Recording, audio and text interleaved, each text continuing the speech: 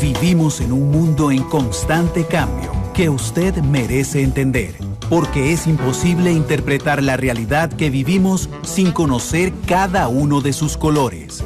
Porque muchos son los tonos de la actualidad. Presentamos Matices. Una producción de Noticias Monumental.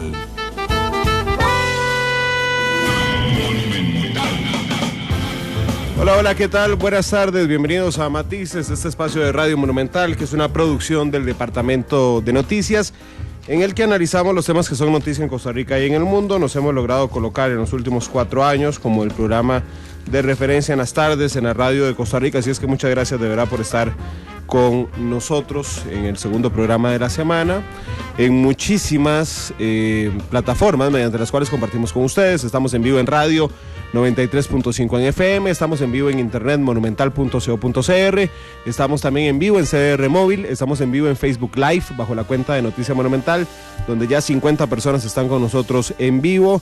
Estamos en Canal 2, donde pueden observar este programa a las 8 de la noche en ese canal, y pueden escuchar en reprise a las 9:30 a través de Monumental, la radio de Costa Rica. También pueden comunicarse con nosotros en @monumentalcr. Hemos empezado la semana con programas muy interesantes. Ayer tuvimos al nuevo presidente de la UCAEP, la Unión de Cámaras. Hoy estará con nosotros el exministro de Justicia, don Marco Feoli.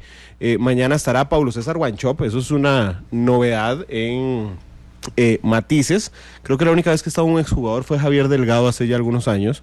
Y bueno, para mí, que he hablado tanto de que no creo en el Cartago de este año, traer al director técnico de Cartago este año será muy interesante. Pero bueno, don Pablo César estará mañana con nosotros, así es que voy a saludar a nuestro invitado de hoy, don Marco Feoli. Don Marco, bienvenido a Matices, ¿qué tal? Muchas gracias, muy bien. Qué dicha, ¿qué tal esa vida de exministro? Muy bien, muy contento, la verdad, muy contento. ¿Qué cambia? Bueno, hay mucha menos presión, sí. Y uno tiene tiempo para hacer cosas que antes no hacía. Digamos, quizás la más importante para mí es poder hacer más de mi faceta académica. Yo soy profesor en la Universidad Nacional, entonces estoy ahora más dedicado a eso. Hay varias cosas que se quedaron ahí un poco en pausa mientras estábamos en el ministerio, básicamente lo que tiene que ver con investigaciones, escribir un poquito más, hay un proyecto de un libro, en fin, hay cosas que quiero hacer ahora, por lo menos el resto de este año. Don Marco, cuando usted dice presión, ¿a qué se refiere? Porque hay muchas presiones, hay presión de trabajo, presión mediática, presión popular, ¿cuál presión? Bueno, a ver, yo creo que cuando uno asume un cargo como el de ministro, tiene de por sí una responsabilidad muy importante, ¿verdad? Se trata de diseñar políticas públicas, pero además en el caso nuestro, yo creo que ya una vez pasado el Rubicón, es más fácil decirlo. Hubo una presión mediática que por momentos fue absolutamente desproporcionada y brutal, y yo creo que bueno, cuando uno pasa de tener que lidiar con estas cosas a tener una situación bastante más reposada, pues por supuesto que hay mucha menos presión. Sí, yo he intentado irme especializando a través de los años en un tema que me apasiona, que es el acceso a información pública, pero el acceso a información pública en los tribunales europeos, en la jurisprudencia de la Corte Interamericana, inclusive en la jurisprudencia costarricense, tiene matices muy interesantes. En algún momento de la historia jurídica en Europa y en América, empezó en América curiosamente, se metió el tema del acceso a información pública como parte de la libertad de expresión y el derecho a la información. Y después empezó a matizarse respecto a el derecho a la intimidad de la gente. Entonces, por ejemplo, la Sala Constitucional tiene un voto muy interesante en nuestro país que señala que los funcionarios públicos tienen que ceder, digamos, en cuanto a su derecho a la intimidad, pero nos pone algunas reglas del juego claras. ¿Verdad?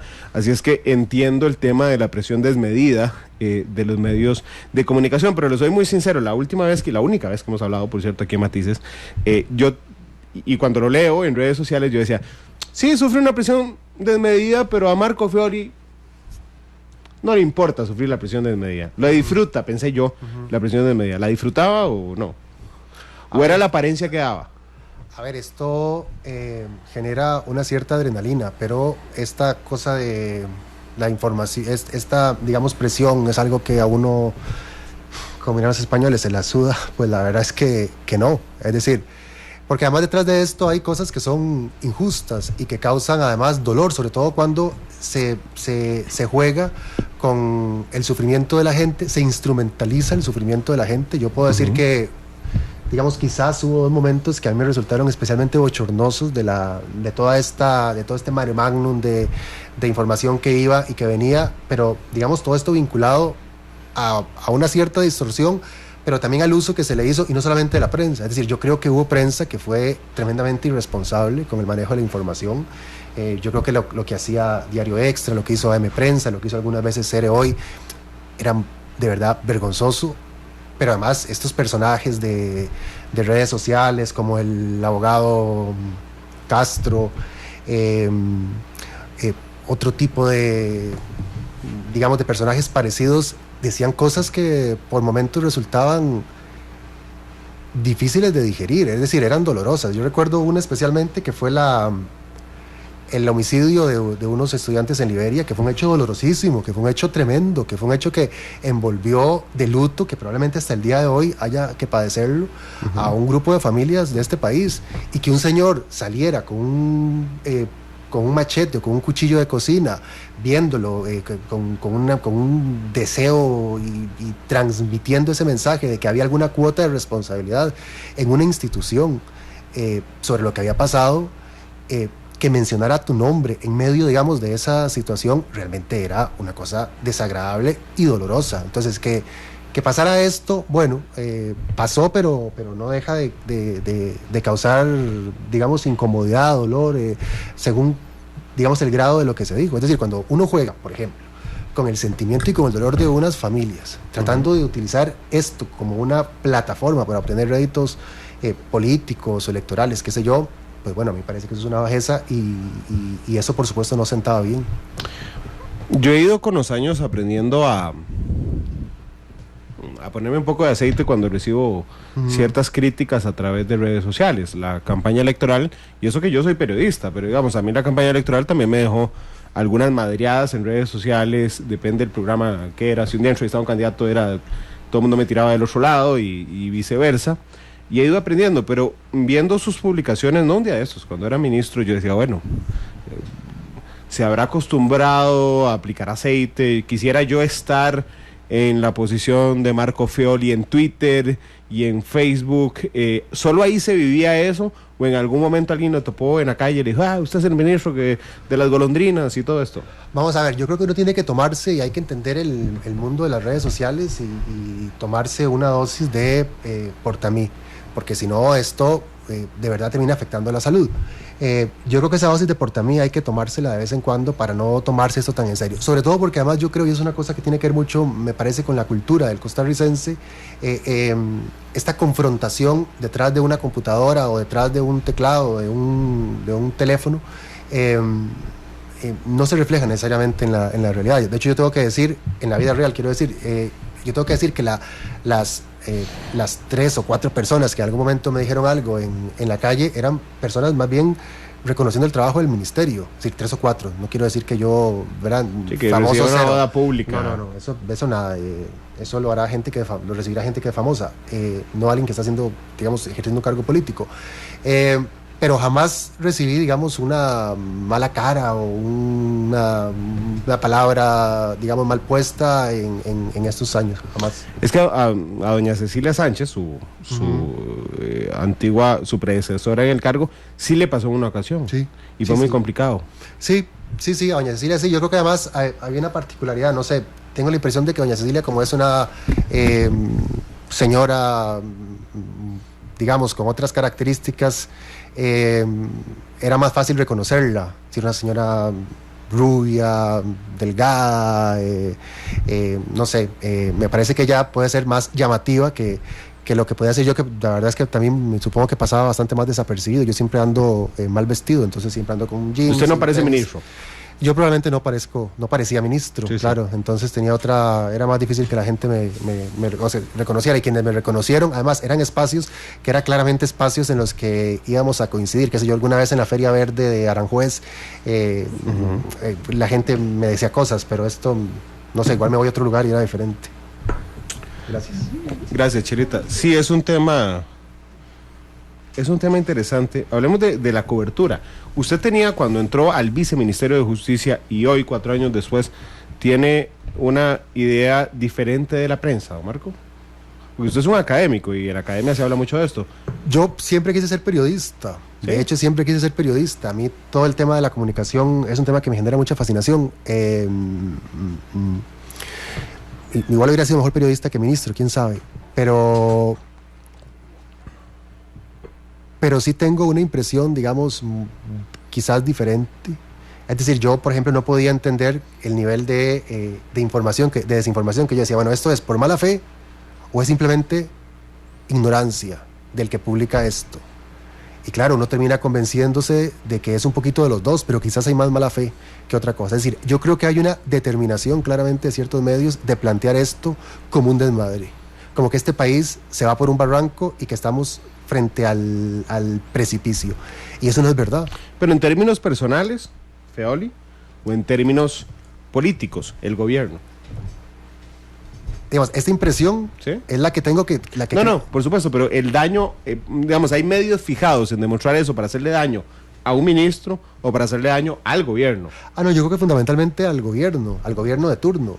Yo creo que esto pasó en el gobierno de Laura Chinchilla, pasó en el gobierno de don Luis Guillermo y pasará probablemente en el gobierno de Carlos Alvarado también.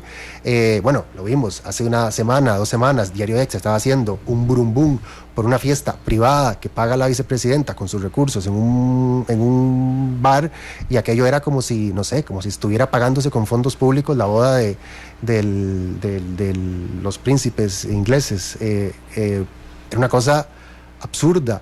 Y yo creo que esto va a seguir pasando. Lo que pasa es que, claro, tengo la impresión también de que de pronto hay miembros de los gabinetes y de gente que ocupa cargos públicos que puede ser mucho más fácil de o caer en el juego o de que tiene una personalidad que facilita, digamos, más esta cosa de fijarse en alguien y a partir de ahí hacer un poco más de escarnio, digamos.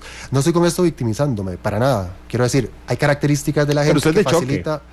Yo puedo ser más beligerante, bastante. Claro. De hecho, se lo digo desde el otro lado de la acera. Monumental tuvo una experiencia con usted, don Marco, ya viéndolo en perspectiva de manera interesante, inclusive a veces entretenida. En el debate aquí de Monumental, en los candidatos presidenciales, yo no sé si usted lo iba escuchando, pero llegamos al punto en que don Carlos dijo en su momento, versus don Fabricio que estaba a mi izquierda, borrón y cuenta nueva, y yo lo presioné a ver cuál era el borrón y cuenta nueva. Como yo tenía el registro de la última entrevista que yo le hice a él, donde había tirado su nombre, y creo que el de Sonia Marta Mora, y uno más, que no recuerdo cuál es, se lo tiré de una vez. Y entonces, con una cara, que por cierto se lo digo con todo el respeto al presidente, pero se lo dije aquí después, con toda se exacerbó, y me dijo, Feoli no. Eso fue lo que dijo aquí sentado, Feoli no. Después, el domingo siguiente, eso fue un miércoles, el domingo siguiente pasa algo, que usted le da unas declaraciones, creo que La Nación, respecto a un caso de Abelino Esquivel, el exdiputado de la República. Febe, que es nuestra jefe de información, estaba aquí de guardia, y le digo, marque a Feoli, llame a Feoli, y le pide las declaraciones. Bueno, duramos todo el día, yo le mandé un mensaje de WhatsApp, llamé a Mauricio Herrera, y le dije, ministro, ¿cómo es posible que Marco Feoli no conteste después de soltar semejante bomba? Hasta que le dije a Febe, ¿sabe qué? Ponga en Twitter que no nos contesta Marco Feoli, porque ahí está tuiteando y yo tengo el doble check celeste y nada. Y usted dijo, no me acuerdo textualmente, pero fue algo así como que no tenía la obligación de por qué estarlos atendiendo un domingo, pues estaba ocupado. A mí me pudo haber caído mal o bien, pero no importa el tema personal. La cosa es que usted de choque, o sea, cualquiera a esa altura del tweet, de los 10 mensajes que tenía mío, de los 80 llamadas que tenía el ministro de Comunicación, hubiera aflojado. Y usted no aflojó. Ya, pero es que... Inclusive podría ser terco, Marco. Ya, bueno, podría ser terco. En el caso de don Carlos Alvarado, el presidente Alvarado, sí, yo recuerdo ese debate y recuerdo, digamos, la respuesta. De hecho, yo luego hablé con el presidente sobre ese tema. Yo creo que nunca entendí, digamos, cuál era... Además tengo que decirlo, yo creo que eso no tiene que ver tanto con los medios, sino con, digamos, con una fijación que tuvo, que igual habría que buscarle bueno, buscarle uno no, que se la busque él con el psicoanalista. No sé cuál era la obsesión de Fabricio con el tema de Sonia Marta Mora, Ana Elena Chacón, de Alejandra Mora y conmigo, que yo me siento muy orgulloso, digamos, de que me haya incluido en ese cuarteto con mujeres, digamos, tan que son mujeres, digamos, tan valiosas. Nunca entendí. Yo tengo la impresión de que como en aquel momento el candidato que perdió tenía que buscar temas que fueran temas que le dieran salida, es decir, cuando uno no tiene demasiados contenidos populares y cuando uno no tiene demasiado fondo, es mucho más fácil encontrar enemigos en toda parte, y entonces era más fácil presionar al presidente, en aquel entonces el candidato, a Carlos, con el tema de quiénes íbamos a seguir o no, que además a mí me extrañaba porque no era un tema que yo me hubiera planteado. Yo creo que lo quemó. Yo puedo hablarle de nuestra cobertura, por supuesto, no de la cobertura de nuestros medios, pero en la última entrevista que yo le hice siendo candidato, cuando yo le digo quién repetiría, ¿verdad? Esa es la pregunta, él me da 4 nombres y los quema. O sea, los quema, me refiero, los pone sobre el tapete. Él dice Marco Fioli, Sonia Marta Mora, Gustavo Mata, y el último no lo recuerdo, pero digamos que, los 3 más mediáticos eran esos. Él lo puso sobre el tapete. Sí, que era una cosa, digamos, con la que nosotros, por lo menos yo no sé las demás personas, intuiría que no, es decir, no me imaginaría a Sonia Marta Mora, digamos, pensando en una segunda gestión. Yo tampoco lo estaba pensando. Además, yo lo dije muchas veces, yo no milito en el PAC, yo no vengo de la política, entonces yo tenía además un permiso para ejercer un cargo que además era un cargo que también tiene una fecha de caducidad, que además a mí me extrañaba. En los países, digamos, con reelección continua, cuando un presidente se reelige, el gabinete renuncia en pleno y se forma un nuevo gobierno. Aquí había esta cosa de, yo entiendo que como yo pronto aparezco como viceministro de Justicia, pues se me ligaba más con se me ligaba con el PAC. Yo no milito en el PAC, es decir, yo tengo una, digamos, posición ideológica claramente mucho más situado en el ala progresista, digamos, del arco ideológico, pero yo no estaba en el PAC, entonces yo no tenía interés, yo no estaba planteándome esto. Usted es izquierda. Bueno, probablemente sí, probablemente estoy mucho más a la izquierda, claro, sin duda. De hecho, mucho más a la izquierda que el PAC. Que algún PAC, seguramente. Bueno, el ala más izquierda del PAC, permítame. Seguramente. Ahora, y con respecto a lo otro, de que soy de choque, sí, en el caso de Avelino Esquivel, cuando ustedes me escribieron, sí, la verdad es que en ese momento ya había dado muchas declaraciones. Tengo que decir que no era un tema que había hecho mucha gracia, el tema de haber hecho la denuncia en ese momento, por supuesto, en algún sector, digamos, cercano al que yo me movía, digamos, en el Poder Ejecutivo. Entonces, a mí me parece que es mi obligación hacerlo, me pareció un acto indecente lo que había hecho el señor Esquivel, y bueno, ya había dado yo declaraciones, ya había tal, y además me parece que Fede Cruz, pensé que iba a estar aquí, había sido súper insistente, y me acusó con Mauricio Herrera, y Mauricio Herrera, mira, te están llamando. Yo llamé a Mauricio Herrera como director y le dije, Marco no contesta, ¿cómo va a soltar una bomba de estos y desaparecerse? Claro, pero ya yo le había dado declaraciones a CR Hoy, a Teletica, a un montón de gente, como ya ahí está la información, pero bueno, entiendo que podía ser más. Bueno, pero me interesa el fondo, es que usted acaba de decir una frase muy interesante. Ajá. Me dijo, la denuncia, que es que usted lo que denuncia es que Avelino Esquivel, diputado de la República, va y le pide ayuda para excarcelar, digamos, a una persona. Digo, con el más absoluto desconocimiento del sistema judicial, porque el Ministerio de Justicia no libera o excarcela a gente. Pero bueno, el diputado se lo pide, usted lo denuncia, y usted me acaba de decir, eso generó molestia en el Poder Ejecutivo. Uh-huh. Existe la percepción de que don Avelino era muy cercano al gobierno. Creo que el hijo trabajó en Casa Presidencial. ¿Eso fue lo que le generó la molestia a ciertos miembros del Ejecutivo? ¿El qué? Que su hijo trabajara en... Que usted hiciera la denuncia en ese momento de Avelino, que había sido aliado del gobierno. Sí. No sé si porque fuera Avelino, les parecía que en ese momento no era demasiado conveniente hacerlo, que me esperaron unos días, pero bueno, los hechos habían pasado el miércoles o el jueves y yo el viernes estaba presentando la denuncia. Además, recuerdo mucha gente diciendo, esto es por política, porque quieren afectar a no sé quién, ¿por qué lo hacen hasta ahora? Y yo, pues claro, lo hago hasta ahora porque pasó ayer, no lo pude haber hecho hace 6 meses. ¿Quiénes jalaron las orejas?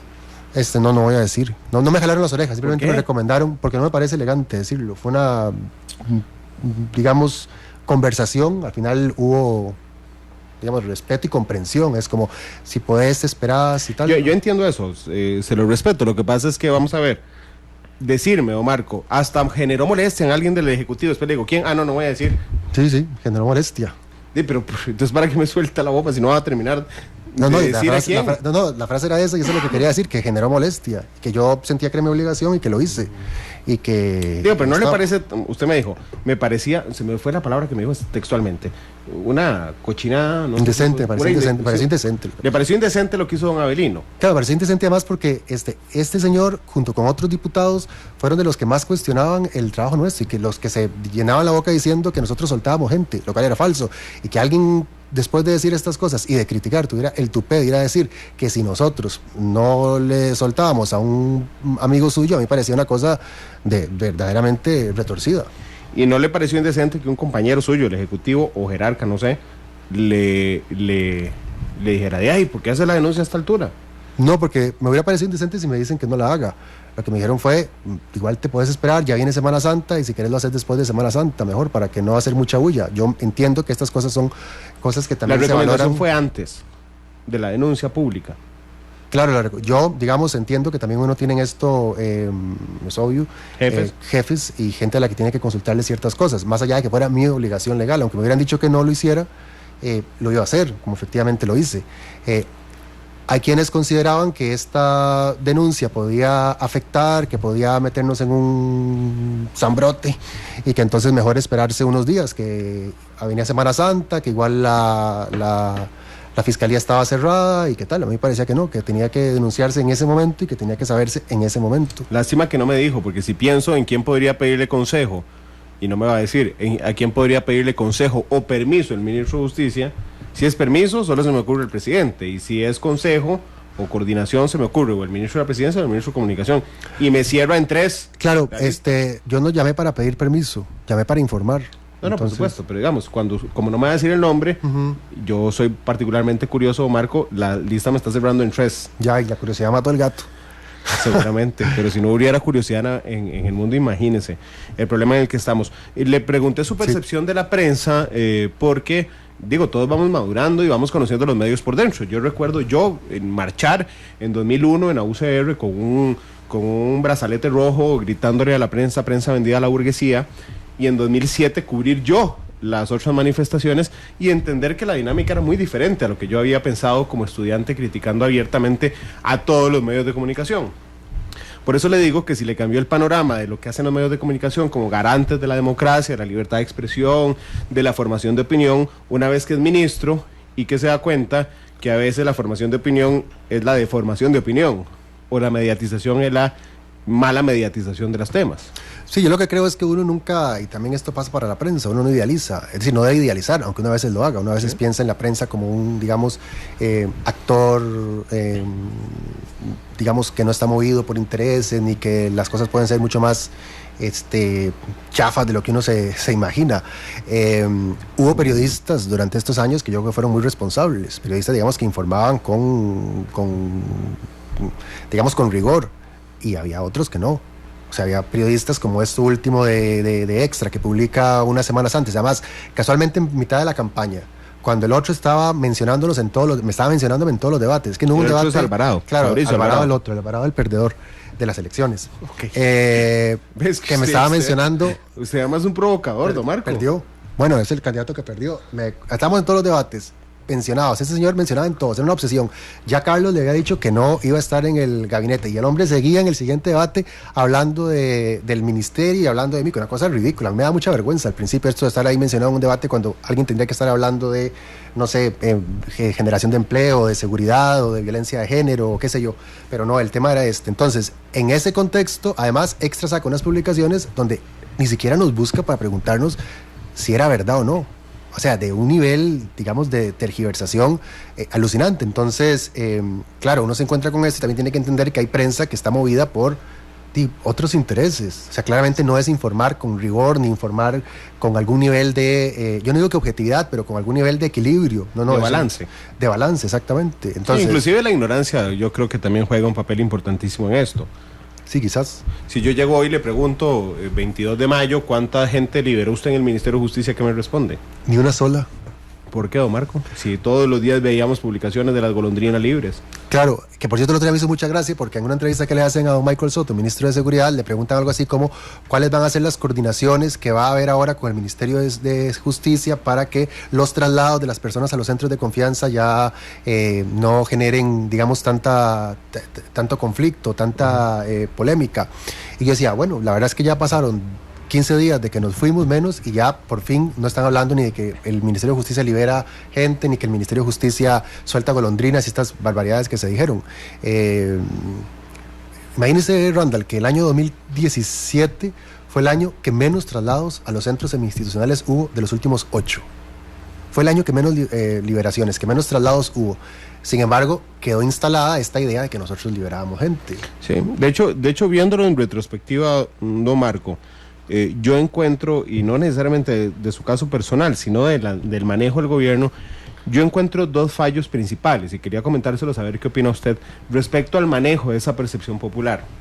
Creo yo, y con el respeto y la amistad de la que gozaba antes y espero gozar ahora después de su gobierno del presidente Solís, creo que la frase de una golondrina no hace verano tuvo un timing malísimo, porque entonces lo que permitió es llamarle golondrinas a esas personas con o sin razón, digamos, en temas de percepción y de narrativa popular, se convirtieron en golondrinas por la frase del presidente. Y la otra, y lo hablé varias veces con el ministro de Seguridad Pública, don Gustavo Mata, en ese momento. Hablemos de don Gustavo. Era que yo le decía a don Gustavo, pero, porque vino varias veces al programa y decía, es que justicia.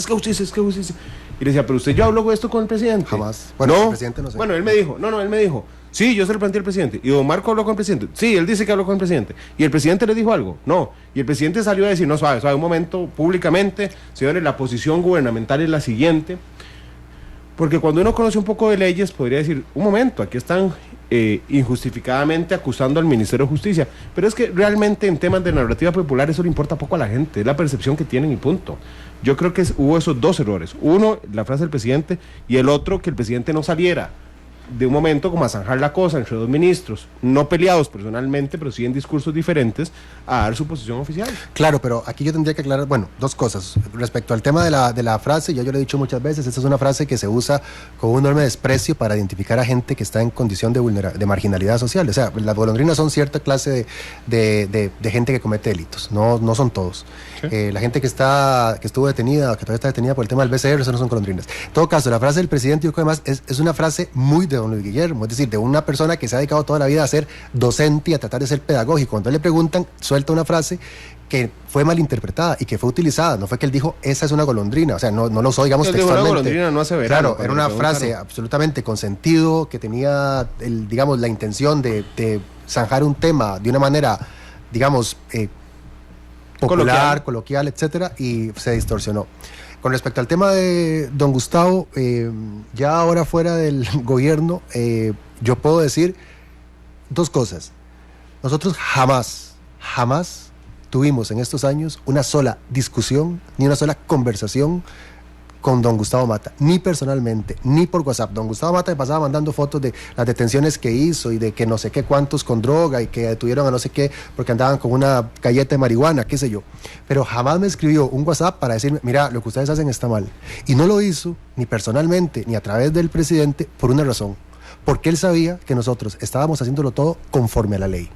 Es decir, nosotros no hicimos nada ni nuevo, ni hicimos nada que no se hubiera hecho antes, ni hicimos nada que nos estuviéramos inventando legalmente.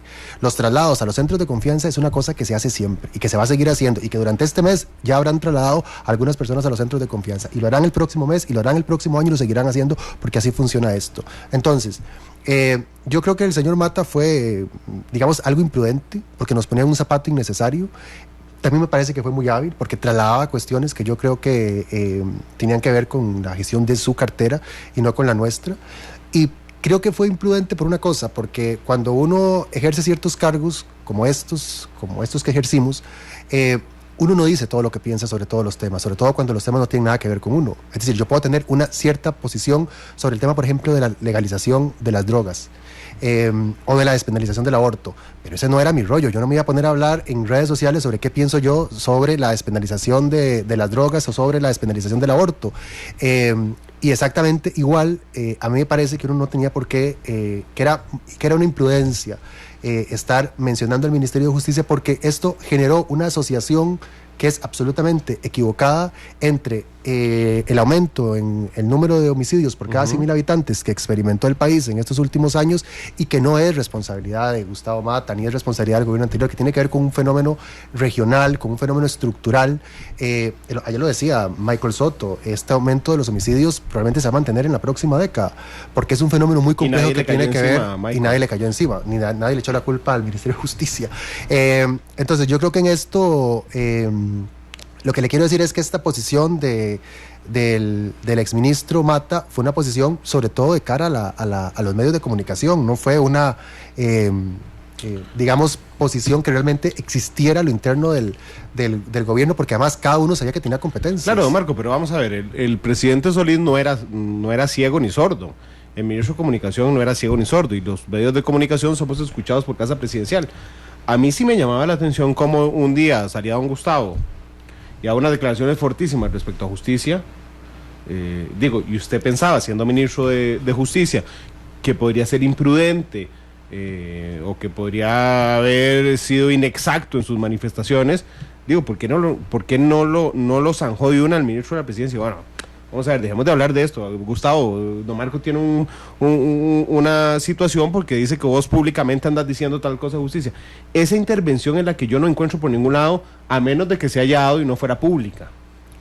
Yo nunca participé en ninguna discusión, quiero decir que usted podría haber extrañado como jerarca, no en lo personal, esa discusión del ministro de la Presidencia o del presidente, diciendo, hey, hicimos de esto porque hicieron, cada uno por su lado, digamos, desde la buena intención, espero, cada uno de su lado hizo una narrativa diferente. Entonces, con una diferencia, nosotros jamás responsabilizamos a nadie de lo que nosotros hacíamos. Bueno, sí, está bien. Y esa es una diferencia fundamental. Sí, sin duda alguna, pero me refiero, usted no extrañó la incursión de alguien de Presidencia diciendo, ay, suave, un momento, don Gustavo, deje de acusar a justicia de cosas que tienen que ver con prevención. A ver, como las declaraciones que daba Gustavo eran declaraciones a través de un tuit o a través de un medio o tal, hombre, tampoco, claro, lo que le quiero decir es, tampoco es que yo, salvo los tuits, digamos, tampoco era que yo estaba absolutamente seguro de que esto fuera, digamos, así. Porque como le digo, esos martes que nos veíamos jamás se habló del tema, nos saludábamos muy afectuosamente, don Gustavo comiéndose unos bocadillos que nos servían ahí en el Consejo de Gobierno y nada más, nunca hablábamos de esto. Y del presidente, yo, la verdad es que por el presidente yo solamente tengo agradecimiento. La verdad es que el presidente a nosotros nos apoyó en un tema que era, y que lo entienda, que se entienda, digamos, esto puede ser también difícil, porque yo sé que era un tema complejo y el presidente a nosotros siempre nos apoyó, a mí y a doña Cecilia. Del presidente siempre tuve... A mí me pareció que públicamente la posición del presidente siempre fue respaldar la tesis de justicia. Lo que no entiendo es por qué no regañó a Mata, eso es lo que no entiendo, ni lo que no logro si era el que metía, dentro de muchos actores, pero digamos del gubernamental, era el que metía más ruido. Sí, del Poder Ejecutivo sí, como le digo, yo creo que fue imprudente, innecesariamente imprudente, porque además siempre dijimos que los problemas que hay de seguridad, el aumento de los homicidios no tiene que ver con la gestión de un gobierno. Estos aumentos, aunque por más que se haya querido también construir esta historia de que en el periodo anterior había habido una disminución, hubo una disminución hasta el año 2012, de ahí en adelante empezaron a subir hasta el día de hoy, pero bueno, lo que le quiero decir es, yo creo que bueno, que sí, que ciertamente hubo imprudencia, pero que esa imprudencia fue sobre todo de cara a los medios. Que eso pueda ser muy riesgoso, sí, yo no lo pongo en duda. Sí, pero tiene una resonancia enorme. Claro, pero que eso fuera una discusión a lo interno, porque efectivamente a lo interno nosotros pensáramos distinto, no, porque yo creo que tanto Gustavo como nosotros sabíamos cuáles eran nuestras competencias. Yo no iba a ir a decirle a la policía qué tenía que hacer, y tampoco iba el Ministerio de Seguridad a decirle al Ministerio de Justicia qué hacer. Lo que pasa es que hay dos vertientes, si usted las conoce muy bien, don Marco, en América Latina, particularmente, además con el tema del narcotráfico. Hay una vertiente absolutamente punitivista, digamos, de persecución fuerte, que había ido ganando terreno, no solo en la presencia, digamos, del Ministerio Público costarricense, en algún momento de la Policía Judicial, en algún momento inclusive de la Judicatura, y en algún momento de la magistratura de la Sala Tercera de la Corte, digamos, donde venía toda esa ola de persecución penal muy fuerte, y otra ola que era la que se había mantenido particularmente en los países con menos problemas de inseguridad, que tenía que ver con el garantismo, pero no entendiendo el garantismo para los delincuentes, sino el garantismo general, digamos, para la sociedad. Yo tengo muy claro que los dos, en este caso Gustavo Mata, el exministro de Seguridad, y usted vienen de alas absolutamente diferentes.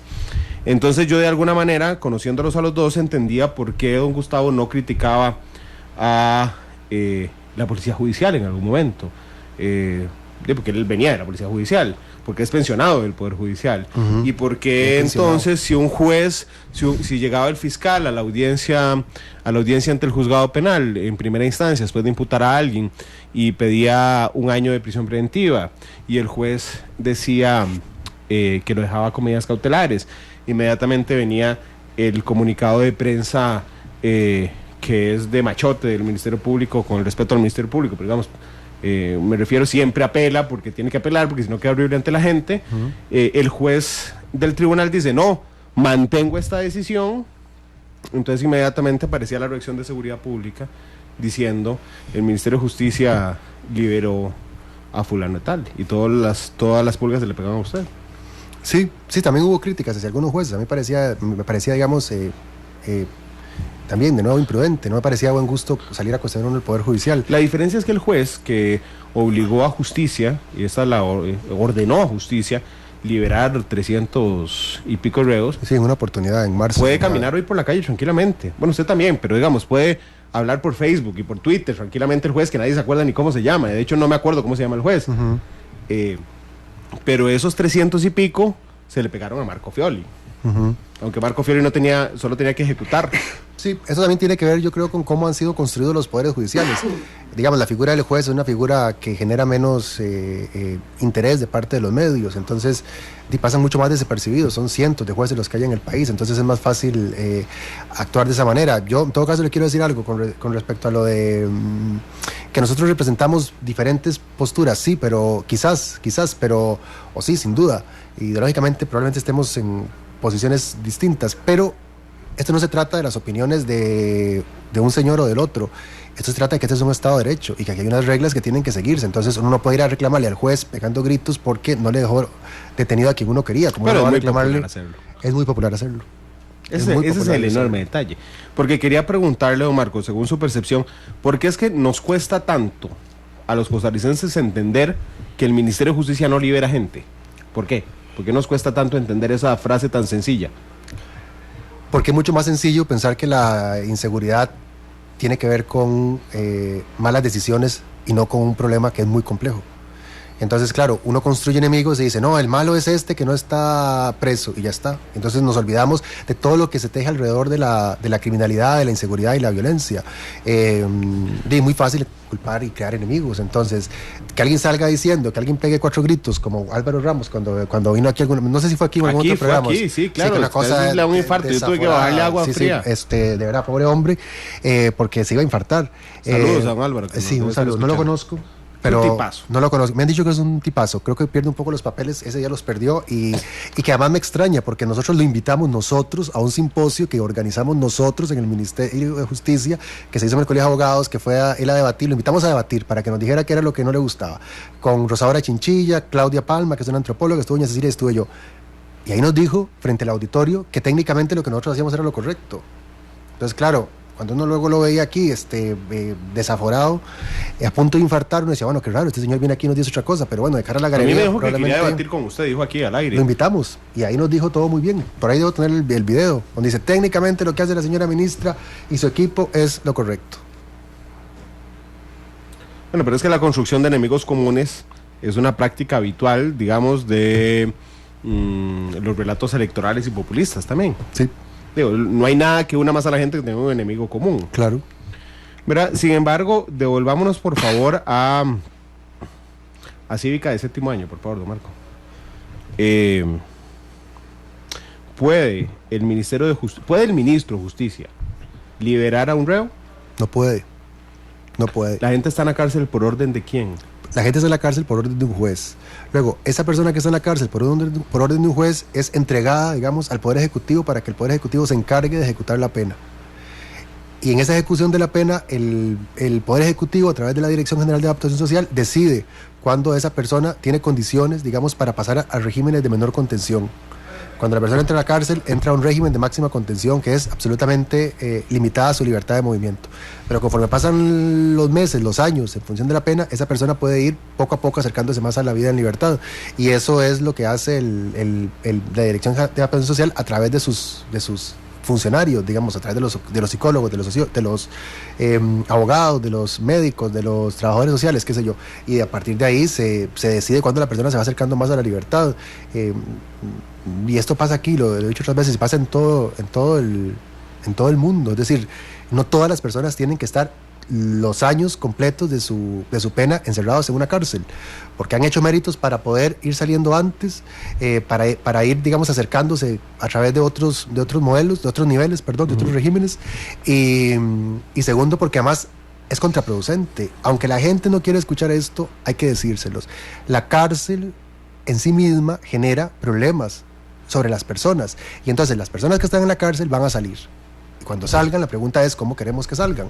Si los vamos a tener metidos en una jaula, pues no crean ustedes que va a salir bien. Y el que les diga eso es un mentiroso o una mentirosa, porque así no funciona esto. Quiero poner un ejemplo si tengo tiempo. Hace unas semanas llevé a unos estudiantes de la Universidad Nacional, unos muchachos súper jóvenes de estudios generales, a que fueran a visitar la cárcel nueva Reinaldo Villalobos, una de las 3 que construimos en la administración anterior. Y luego, en esta cárcel, la UAI Reinaldo Villalobos, las personas, digamos, están en un espacio en el que tienen mucha más libertad de movimiento, son como casas, digamos, módulos, y alrededor de los módulos están las plazas, y están los talleres, las escuelas, el colegio, qué sé yo. Los muchachos cuando entra a esta unidad, los privados de libertad están caminando por ahí, libremente. Cuando no están en sus trabajos o en su estudio, lo que sea, están moviéndose ahí libremente, y se acercan y saludan, y cómo está uno, y que de dónde viene, sobre todo porque eran estudiantes muy jóvenes los que iban conmigo. Ese mismo día yo los llevé a la cárcel adulto joven, a la Ofelia Vincenzi, que está a 200 metros de donde está la UAI Reinaldo Villalobos. Y los muchachos allí están metidos básicamente en jaulas. Muchachos de 20, 21 años, están en jaulas. Desde que los entramos allí, desde que los llevé a la Ofelia Vincenzi, estos muchachos demostraban en sus caras, digamos, una actitud de tensión, de ansiedad, de rabia, de violencia, y les gritaban a las muchachas. A las muchachas que iban les gritaban muchísimas cosas. Y cuando salimos, ellas me decían algo que a mí me pareció súper revelador. Me decían, nosotras nos sentimos mucho más seguras estando en la cárcel, donde los privados de libertad estaban alrededor nuestro y nos hablaban, y nos preguntaban que a dónde veníamos y que qué estudiábamos y tal, que en esta otra, donde se supone que los muchachos están mucho más contenidos porque están en unas jaulas. Eso nos daba mucho más miedo, eso nos generaba mucha más inseguridad. Claro, porque entre la represión y, digamos, tender una mano y hacerlo diferente, hay una diferencia enorme. Entonces la pregunta es, tanto estos muchachos que están en la cárcel Ofelia Vincenzi, metidos ahí en unas jaulas como si fueran bestias, y los que están en la UAI Reinaldo Villalobos, en otras condiciones de mayor oportunidad, de mayor confianza, que es lo que Naciones Unidas llama la seguridad dinámica, digamos, de colaborar más con la persona que está privada de libertad, unos y otros van a salir de la cárcel. La pregunta es cómo queremos que salgan. Si nosotros hemos tratado a un grupo como si fueran bestias, no van a salir convertidos en frailes franciscanos, porque esto no funciona así. Y cuando salgan convertidos, no en frailes franciscanos ni en monjes tibetanos, la pregunta es, esas personas van a ir a convivir nuevamente a la vida en libertad. Claramente, si nosotros damos más oportunidades, las posibilidades de que se repitan los episodios de violencia van a disminuir, que si lo hacemos de la otra manera. El sistema penitenciario, en su génesis teórica en Costa Rica, ¿es un sistema de castigo o un sistema de reinserción? Vamos a ver, el Código Penal dice que la finalidad es la reinserción, pero claramente sobre esto, digamos, hay metaobjetivos que dicen que en una sociedad como las nuestras, que son sociedades tan punitivistas, la finalidad de la pena es castigar por castigar, y en algunos casos no solo castigar, vengarnos, que es lo que a veces la gente no comprende. Hacer de la cárcel y hacer de la sanción una forma de venganza colectiva no nos va a traer nada bueno, no trae nada bueno, trae más violencia. ¿Usted ha tenido la oportunidad, Marco, de hablar con familiares de gente que estuvo en la cárcel? Es que yo creo que cuando uno tiene un familiar, o tuvo un familiar en la cárcel, o conoció a alguien en la cárcel, algún amigo al que usted quiere y cometió un error y está en la cárcel, uno cambia ese chip. Y creo que uno lo nota también en los comentarios en redes sociales. Esta tarde en la entrevista hay muchos comentarios ofendiéndolo. Hay otro montón diciendo ojalá se vaya, lo metan a una jaula de esas a vivir con ellos para que vea que lo que es verdad. Y hay un poco, 20% tal vez, que dice, en un momento está explicando, ojo que la cárcel es reinserción, y por supuesto nadie me está contando aquí su historia, pero yo tengo la impresión que los que hemos pasado por la experiencia de tener algún familiar en la cárcel, los volvemos a ver como seres humanos y no como despojos guardados en jaulas. Claro, yo además de entrada tengo que decir que a nadie le deseo, ni a ninguna de las personas que escribe, que vaya nunca a una cárcel. Eso no se lo deseo ni a la persona, digamos, por la que sienta más aversión, que no siento por nadie, pero bueno, por nadie, a nadie le desearía que esté en una cárcel. Yo le podría apostar unos 3 que me iba por ahí. Pero... Yo era que no quisiera que nadie esté en la cárcel. Si usted no se imagina la cantidad de personas que yo me he encontrado durante estos años, creo que era menos consciente de eso, que gente que es como usted o como yo, digamos, gente que se parece más a uno de lo que uno imagina, digamos, periodistas, gente que trabaja en universidades, gente, digamos, de clase media alta, de clase alta, que me cuentan historias de, tengo un hermano que está preso porque hizo esto, tengo la hermana de mi yerno está presa por tal cosa, y esto ha generado un caos familiar. Hay 14,000 personas que están en las cárceles. No nos damos cuenta que entre más población penal tengamos, más posibilidades de nosotros ser tocados directa o indirectamente por las cárceles. La cárcel es un drama, es que uno piensa esto también en términos muy maniqueos de buenos y malos, y los malos nos deshacemos, pero no son solamente esos malos, y además no toda la gente está presa por los mismos delitos. Tengo que decir también una cosa, yo creo que durante estos años, si hay algo de lo que yo me puedo sentir satisfecho, es de que también hay mucha gente que escribe diciendo, yo antes lo veía distinto y he cambiado mi opinión. Hay mucha gente a la que no la vamos a hacer cambiar de opinión, pero bueno, no es mi obligación hacerlo, era en este momento, ni era antes, y siempre va a haber en la sociedad estos pensamientos más radicales, más extremistas, más fundados en la venganza y en el odio y tal, pero bueno, lo que le puedo decir es que nosotros hicimos lo correcto. Sí, pero es curioso, hoy celebramos, vamos a ver, no sé si usted alguna vez ha ido al Museo de los Niños, yo he ido varias veces porque tengo 2 hijos. Cada vez que uno entra al Museo de los Niños y ve las fotos de la antigua penitenciaría, uno dice, por Dios, ¿qué fue esto? Y celebra, digamos, que hayamos avanzado como sociedad. Y cuando entrevisté hace poco a José León Sánchez y me cuenta las bajezas que vivió en San Lucas, o sea, realmente uno celebra que vayamos avanzando como sociedad, pero llega un momento en que uno, al intentar escuchar la voz del pueblo, lo que escucha es casi que volvamos a sus sistemas, ¿verdad? Y recuerdo una vez, ahora que usted dice el Museo de los Niños, que se abrió un museo penitenciario que tiene algunas recrea algunas de las celdas, de cómo eran y qué sé yo. Recuerdo que una vez estaba conversando con Gloria Bejarano cuando nos fue a plantear el proyecto y nos dijo algo así como que el museo penitenciario tenía que servir para que los muchachos vieran lo que les puede pasar si reflexionar en los muchachos jóvenes. Para que les diera miedo. Para que les diera miedo. Y yo le dije, no, además que me extraña mucho de alguien que ha tenido un familiar preso, como lo tuvo ella, a su esposo, diciendo esto. Es decir, lo que pasó en la penitenciaría o lo que pasa en muchas de nuestras cárceles no puede ser un llamado para que los muchachos piensen lo que les puede pasar. Tiene que ser un llamado para que los muchachos piensen, para que las futuras generaciones piensen en lo que no tiene que pasar, independientemente de que cometas o no un delito. Y eso no es tratar a las personas ni chinearlas, ni tratarlas con benevolencia. Eso es, digamos, tener sentido común y tener un sentido de humanidad. Lo que pasó en la penitenciaría, lo que pasaba en las antiguas tumbas de la reforma que cerró doña Cecilia, lo que pasaba en San Lucas y lo que sigue pasando en el ámbito A y B de reforma, por ejemplo, que la gente está ahí metida como si fueran unas bestias, que hay una orden de un juez, de ejecución de la pena de la juez a demoler eso. A ver qué se puede hacer, porque demoler eso y sacar a esas personas, no sé cómo se va a resolver el tema, y las construcciones son lentas.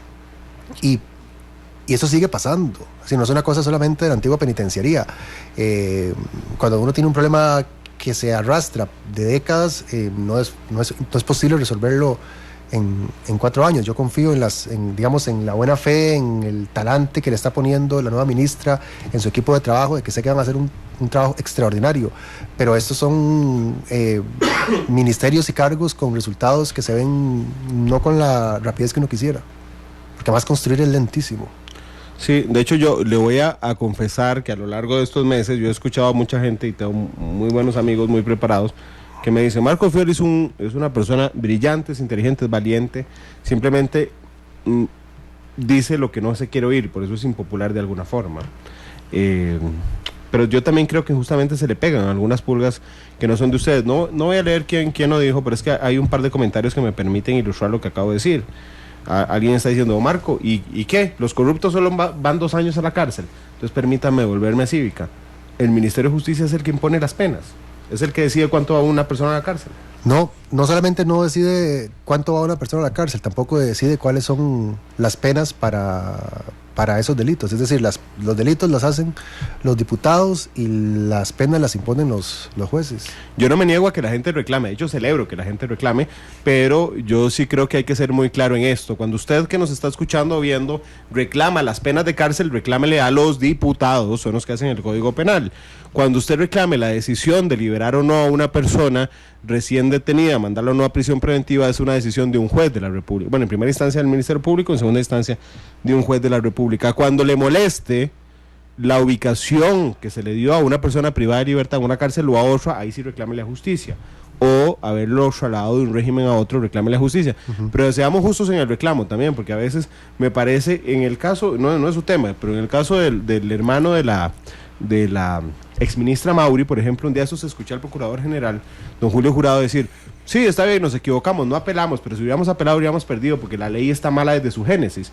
Y entonces yo dije, suave, aquí se le está pegando a todo mundo las pulgas, excepto a los verdaderos responsables de haber hecho mal la ley, que eran los diputados de ese año. A quienes crearon ese premio.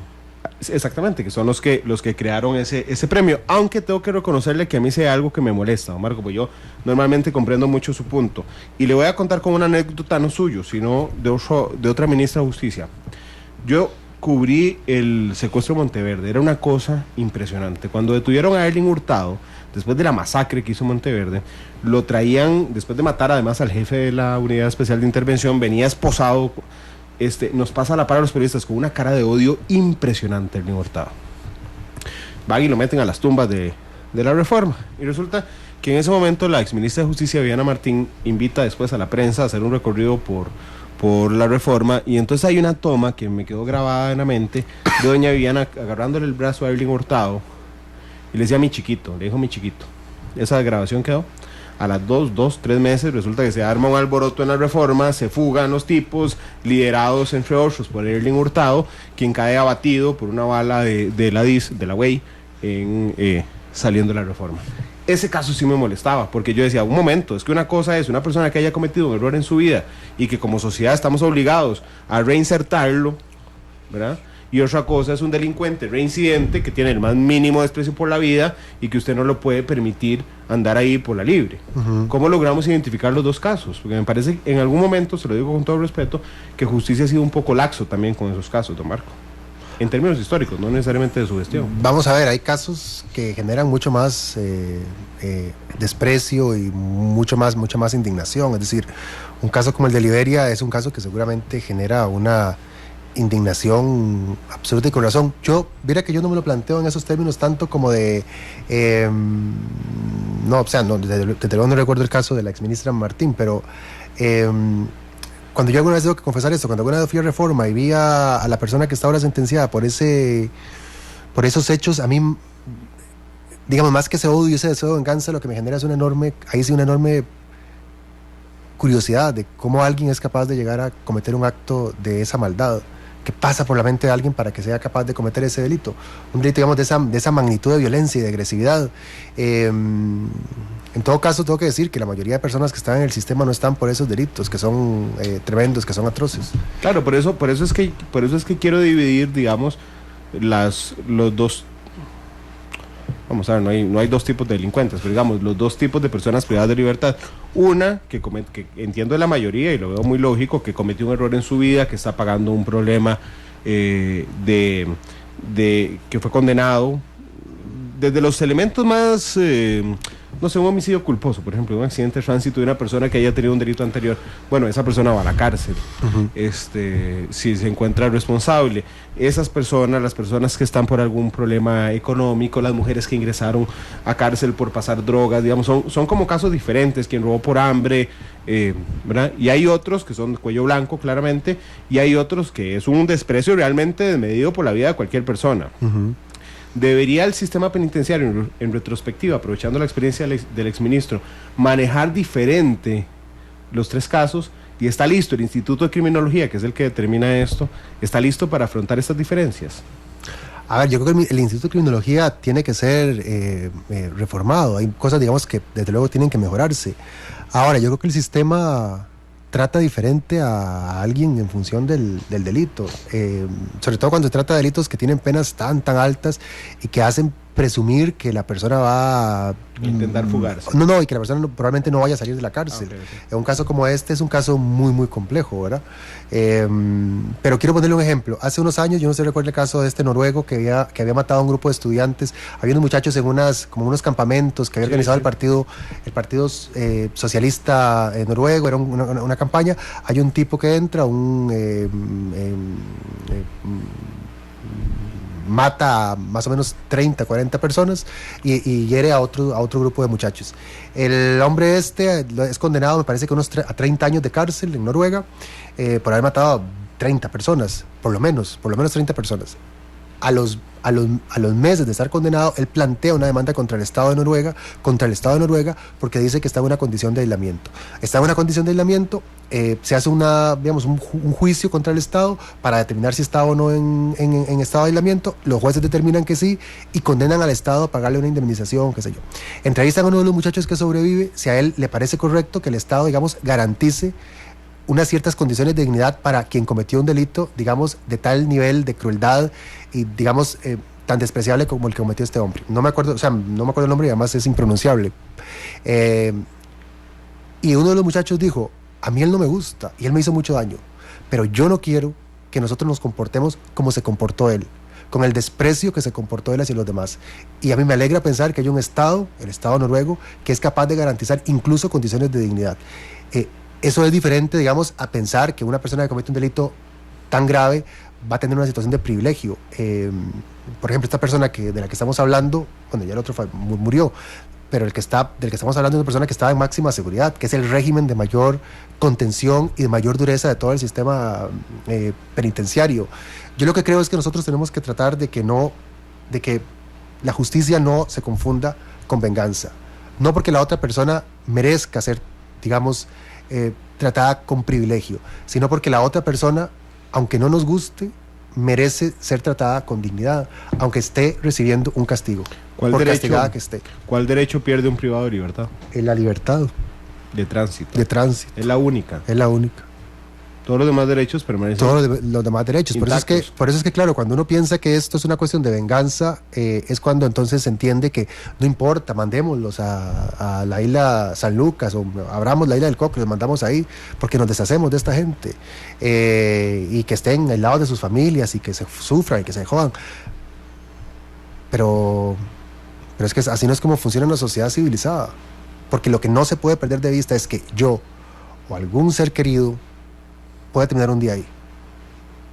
Y así es esto, y bueno, inclusive por error. Inclusive por error, porque el sistema no es infalible.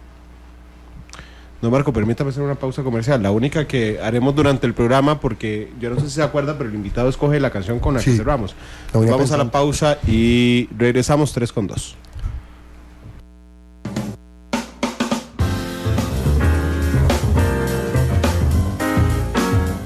La actualidad, sus tonos, sus contrastes. Esto es Matices. Porque la realidad tiene muchos tonos. Matices.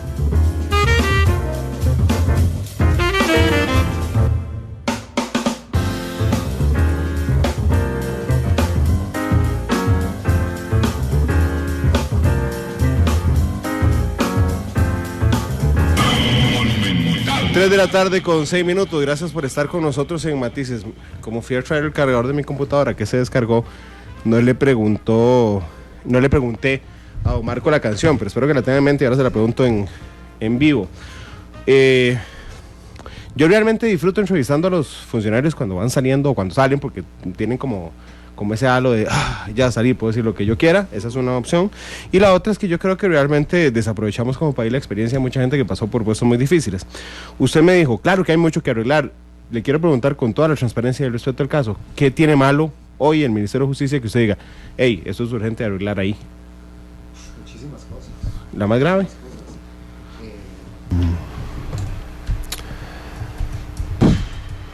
A ver, yo creo que hay que seguir construyendo.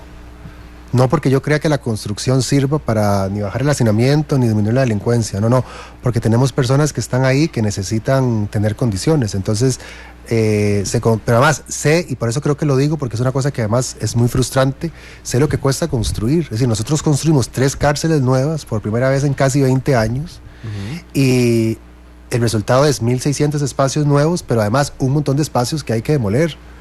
Y un montón de proyectos que están ahí, que yo recuerdo cuando empezamos a hablar de la cárcel nueva de mujeres, que esto se está hablando para tener la lista dentro de 3 años.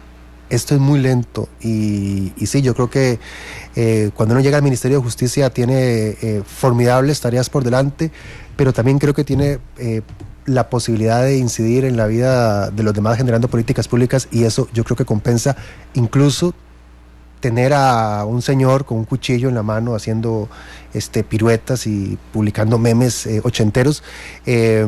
Compensa cualquier cosa eso, esa sensación de estoy haciendo cosas para que haya gente que viva mejor. Pero además existe un desconocimiento muy profundo de la clase política respecto a esos temas. En campaña política, que hubo 13 candidatos presidenciales, yo a algunos de ellos, de hecho se los pregunté al aire, de una pregunta con trampa, lo admito, en algún momento les decía, tienen que dejar de ser vinculantes los dictámenes del Instituto de Criminología. Sí, inmediatamente. Sí, lo dijo Rafa Ortiz, recuerdo a Rafa Ortiz diciendo eso, don Rafael Ortiz, y eso es una... no son vinculantes, era una pregunta a ver qué sabían. No, pero además es que habían propuesto que fueran vinculantes los criterios de criminología. Eso es una tontería. Eso no se puede porque entonces habría viola la independencia del juez. El juez no puede estar sometido a lo que diga un órgano administrativo. Eso es una... Claro, pero digamos, me recuerdo a Stephanie Campos, aquí sentada, ¿verdad? Y entonces ella me dijo, es que estudié, y le pregunté eso. Cuando me dijo, sí, deberían de ser inmediatamente, dejar de ser vinculantes, le dije, ¿verdad que usted no tiene idea de lo que está hablando? Y al aire tuvo que decirme, sí, no. Después, y quiero contarlo, porque yo creo que eso habla muy bien de ella. Después de la campaña, cuando perdió la diputación y perdió la candidatura, me dijo, muchas gracias por haberme preguntado eso, porque aprendí a no hablar libremente.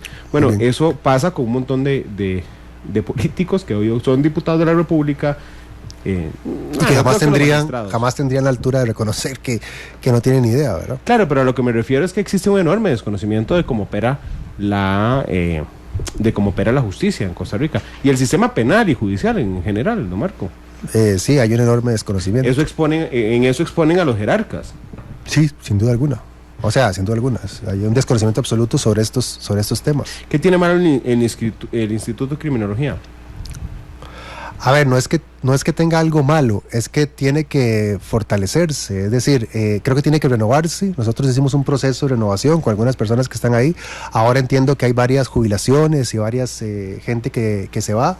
Creo que el instituto está demasiado obsesionado, no, creo que está demasiado dedicado por la cantidad de trabajo que tiene a la casuística, y se supone que el Instituto de Criminología debería generar más políticas criminológicas, digamos, de largo alcance, y no solamente estar resolviendo el día a día los casos que le llegan para saber si la persona tiene que ir al semi-institucional, si tiene que rendir un informe para libertad condicional, porque el instituto hace todo eso, rinde informes para libertad condicional, rinde informes para indulto, rinde informes para decide sobre los traslados a los centros semi-institucionales. Tiene demasiado trabajo en la casuística. Nosotros habíamos propuesto, pero eso al final no se hizo, que era que el instituto se dividiera como en 2 secciones, y que hubiera un pleno, digamos, donde se pudieran resolver algunas otras cosas. Creo que eso, y que además hay un problema también real que no podemos saltar. Este país está con una crisis fiscal importantísima que limita el acceso de recursos a instituciones, digamos, que son clave, pero que nunca van a ser prioridad. Esto hay que decirlo con sinceridad.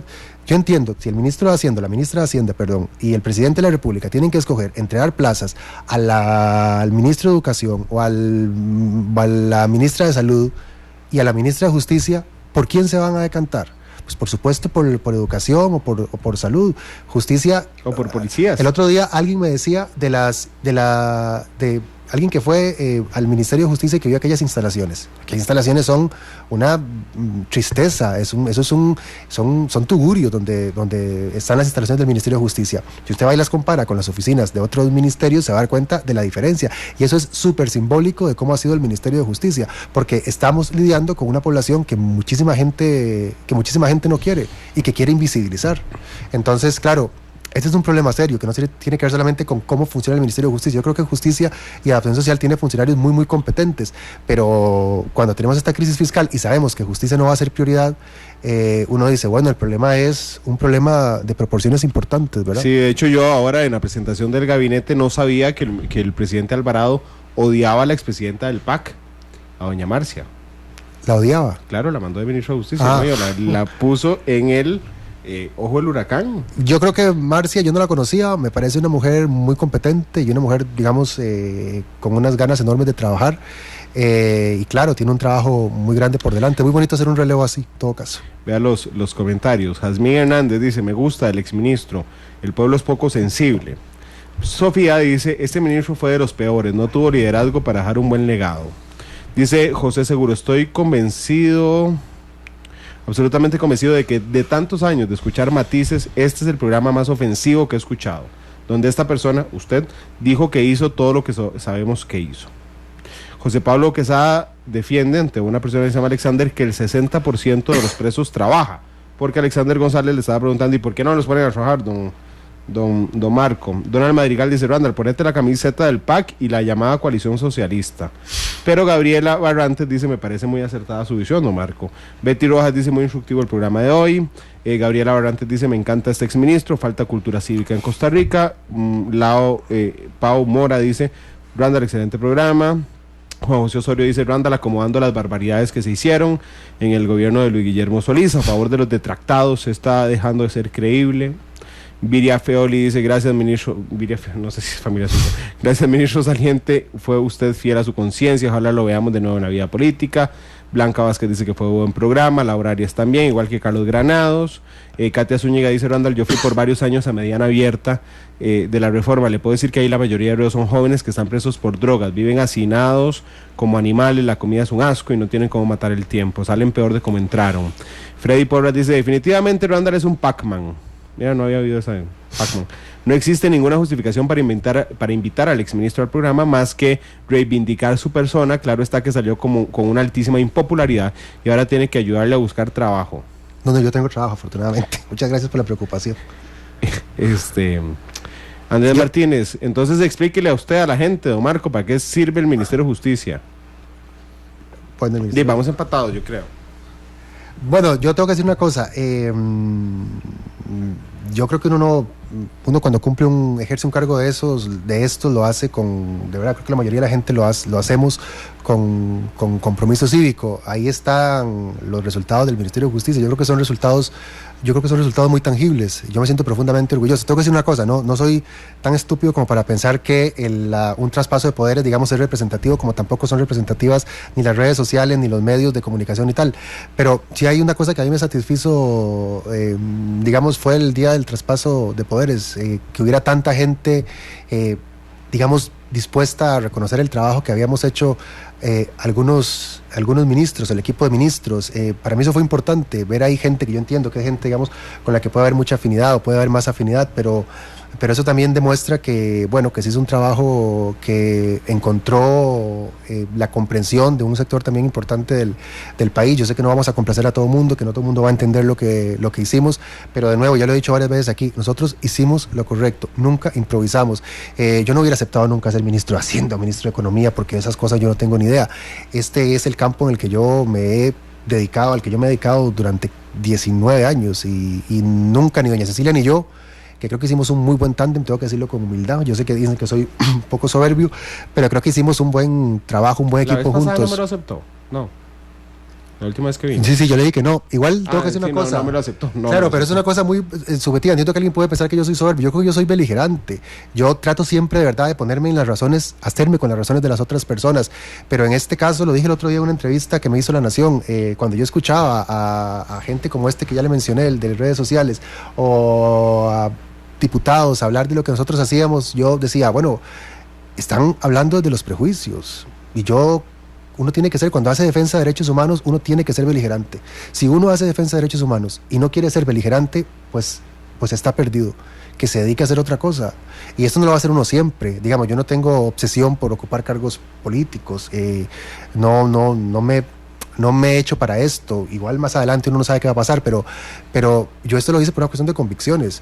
yo lo hice porque creo que hay que defender los derechos humanos, y cuando uno se mete en esto tiene que ser beligerante. Cuando uno es beligerante, a veces esto parece que es soberbia y que esto es arrogancia y que tal, pero yo honestamente creo que no. Tengo un estilo y mi estilo de pronto no le cae bien a todo el mundo. Claro, de hecho yo respetando su estilo, yo sí creo que su estilo hizo que el Ministerio de Justicia estuviera más visibilizado, para bien o para mal. Pero yo sí creo que eso pasó, porque en algunas administraciones donde uno nota a un ministro, digamos, muchísimo menos beligerante, pues simplemente el Ministerio de Justicia pasa ahí como si nada. Luis Alonso dice: a mí lo que no me pareció fue la actitud de Marco Fioli ante la respuesta a las personas, porque no es un puesto para responder de forma tan sarcástica. La momia dice, la momia se llama, invisibilizar a la población penal, no Marco, no, los queremos visibles pero encerrados. Dice Dani Sanabria: muchas gracias, don Marco, por aclarar tanta ignorancia y desconocimiento. Cristian Lorezana dice: señor Fioli, ¿alguna vez ha conversado con familiares o víctimas de personas que han delinquido? Supongo que sí. Muchísimas veces. Mar Morales dice: ¿y las familias de las víctimas y los ciudadanos que realmente mantenemos el país? Fioli está identificado con su ideología, lo malo es cuántas golondrinas causaron daño, y no fue a él ni a su familia para que sepa lo que se siente y lo indignante que es. Claro, y además el tema, por ejemplo, de reincidencia. Costa Rica tiene más o menos un 30% de reincidencia. 30%, sí, un 30% de las personas que están en las cárceles son personas que han cometido antes un delito. Esos niveles son, pues yo, en Noruega, que es uno de los sistemas más evolucionados del mundo, el nivel de reincidencia es de un 22%, en España de un 27, 28%, estaba viendo el otro día unos datos. La gente tiene que entenderlo, es que se simplifican mucho las cosas, y yo de verdad quisiera ser capaz de transmitir este mensaje. No hay ningún sistema penitenciario en el mundo que garantice al 100% que las personas no van a reincidir. Eso es imposible. Entonces estemos todos presos para garantizar que nadie va a cometer delito. En América Latina, ¿cómo andamos en temas de reincidencia? Más o menos es de un 40%, depende, en cada país, sí, en cada país esto puede variar. ¿Las realidades más parecidas a las nuestras en cuanto al sistema penitenciario, cuáles países son? Digo, es que yo, lo que pasa es que claro, es que aquí hay una contradicción muy importante. Costa Rica, a pesar de ser uno de los países con instituciones democráticas más, digamos, robustas de América Latina, tiene uno de los sistemas penitenciarios más hacinados de la región. Yo lo decía la otra vez, hemos alcanzado el 4º lugar de encerramiento. Cuando la gente dice, es que ustedes no encierran, recuerdo a Mario Redondo decir que nosotros sacábamos mucha gente y que aquí no se encerraba nadie, y que entonces por eso le ha presentado un proyecto de ley que se lo despedazó la Universidad de Costa Rica para hacer un nuevo Código Procesal Penal. Y uno dice, a ver, somos el 4º país que más gente encierra en América Latina. Estamos por debajo de Guatemala, por debajo de Honduras, por debajo de México, por debajo de Colombia, encerrando gente. Y claro, cuando uno tiene 25 años escuchando que con mano dura y este rollo va a estar más seguro, pues no. Pues no. Dice Marvin Vargas que yo soy un sobalevas con usted. ¿Qué va? Si ustedes, todo el mundo sabe que las entrevistas con ustedes son generalmente muy confrontativas y es que, duras. Randall, así que sobalevas con el golondrino. Bueno, yo creo que cuando la gente dice estas cosas se retrata a ella misma, ¿verdad? Entonces a mí me hace muchísima gracia. Claro, pero es que yo lo que quería determinar, porque es que aquí le dicen, ¿cuántos golondrinos han liberado? Bueno, yo digo, en términos formales, sin llamarles golondrinos, yo sí quería saber. Tenemos un 30% de reincidencia. Es decir, 3 de cada 10 personas que están en las cárceles están en la cárcel por volver a cometer un delito. O están en la cárcel por segunda o tercera vez. Sí. El promedio en América Latina me dijo que era un 40%, más o menos, es decir, que estamos por debajo de la reincidencia en América Latina. Cuando tenemos un sistema penitenciario mucho más hacinado que la mayoría de países de América Latina, ¿estoy en lo correcto? No más hacinado, pero sí, digamos, más cargado de personas. Es decir, más personas detenidas. Más personas, digamos, proporcionalmente detenidas. Nosotros tenemos 350 personas por cada 100.000 habitantes. Hace 20 años ese promedio era de 110 personas, más o menos. En Europa, las personas que están presas en países, digamos, Suecia, Finlandia, tal, es de 80, 90 personas por cada 100.000 habitantes. De hecho, hay un índice de paz global que incorpora como indicador el número de personas presas por cada 100.000 habitantes como uno de los indicadores para, digamos, medir qué tan alejado está uno, digamos, de esa ideal de paz. Es decir, tener gente en las cárceles no es una buena noticia. Tener mucha gente en las cárceles no es sinónimo de más seguridad. Yo le pido a la gente, ¿verdad?, que cuando ahí están poniéndome a parir en los comentarios, todo bien, si quieren creer, que lo piensen. A mí la verdad es que creo que en esto uno tiene que también desarrollar un espíritu deportivo para tomarse más si uno es exministro, tomarse esa dosis de Portamí, cuando uno es exministro. Sobre todo en las formas, pero yo lo que le pido a la gente es, de verdad, analicen lo que yo les estoy contando de la diferencia de reacciones de unos muchachos cuando van y ven a unos presos que tienen condiciones de más dignidad y otros que están metidos en unas jaulas. Ese ideal, esa ficción que nos hemos construido es solamente eso, una ficción. Oscar Rodríguez le pregunta si usted alguna vez ha sido víctima de un delito. Yo he sido víctima de un delito, de robos, el carro, lo tachan. Alguna vez por fuera de, porque aunque no lo crean, yo también tengo un pasado religioso.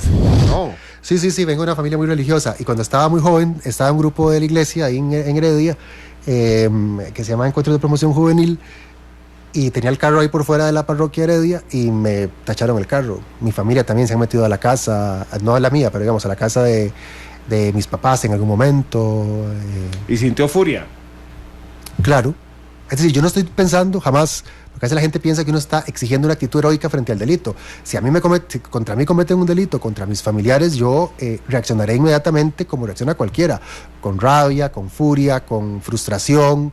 Pero bueno, yo creo que hay cosas que tienen que estar por encima de eso. Así como cuando alguien está detrás de uno dándole al pito y pegado en una presa y uno reacciona con cólera, bueno, uno reacciona con cólera, pero no se va a bajar a pegarle una trompada al que le está tocando el pito, porque así no se resuelve los problemas. Entonces un poco esto es así. Es que lo que tenemos que entender es que más allá de mi furia, de mi rabia personal por algo en particular, el Estado está por encima de eso. Y el Estado tiene que evitar que esa furia haga que nosotros terminemos todos agarrándonos a trompadas, porque entonces se acaba la vida en sociedad más o menos civilizada. Es que es de eso va esto, de que nosotros entendamos que esto no se resuelve a golpes, ni con venganza. Ni que la gente que entra a la cárcel deja de ser humano.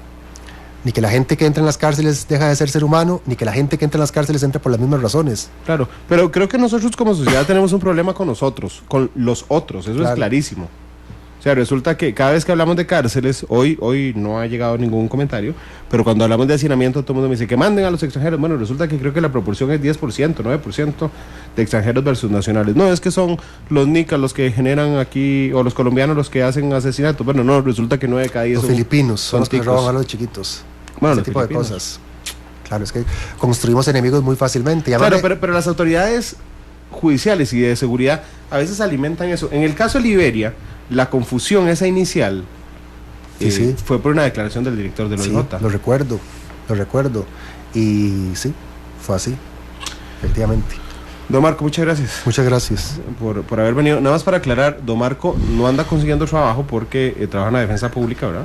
Sí, bueno, ahora tengo una excedencia porque estoy más dedicado a la Universidad Nacional, a la academia y estas cosas, pero bueno, igual si alguien tiene un trabajo que quiera ofrecerme, igual estoy abierto. Se lo digo porque es que realmente Don Marco y yo nunca hemos tenido una comunicación muy fluida, digamos, no hemos hablado pocas veces en la vida. Sí. Yo le escribí ayer, en la mañana, voy a decirlo, producto de una presión de mi jefe de producción aquí en la radio, don Rafa Castro, que un día el jueves, me escribió y me dijo, mira, ¿por qué no traes a Marco Fiol? Y yo le dije, sí, está interesante. Entonces ayer le escribí a don Marco, ¿usted quiere venir mañana a Matices? Como me había dejado en visto aquel mensaje de presión el fin de semana, entonces me dijo, sí, ¿a qué hora? Voy a ver. Que lo contesté luego, hay que decirlo. Sí, me lo contestó luego. Me dijo, sí, ¿a qué hora? A las 2 de la tarde. Al rato me dijo, ¿y a qué? ¿A hablar de qué? Entonces yo le conté que hablar de este tema, así que no fue que él me pidió que viniera para exaltar su nombre y conseguir trabajo. No, es absolutamente irrelevante. Yo terminé esto y ya vuelvo a mi vida normal. No sé qué pasará luego, pero nada, de esto yo cumplí un encargo y me voy satisfecho. ¿Cuál canción escogió para irnos? Dulce Condena de los Rodríguez. Dulce Condena de los Rodríguez. Ahí está. Hoy Glenn Montero está con nosotros. Gracias por estar con nosotros. Los invito hoy a las 7 de la noche, la tercera emisión de Noticia Monumental. Mañana a las 2 de la tarde estará Paulo César Guanchop con nosotros en Matices. Marco, muchas gracias. Muchas gracias, Randy. Dulce Condena, los Rodríguez despiden Matices. Hasta luego y feliz tarde.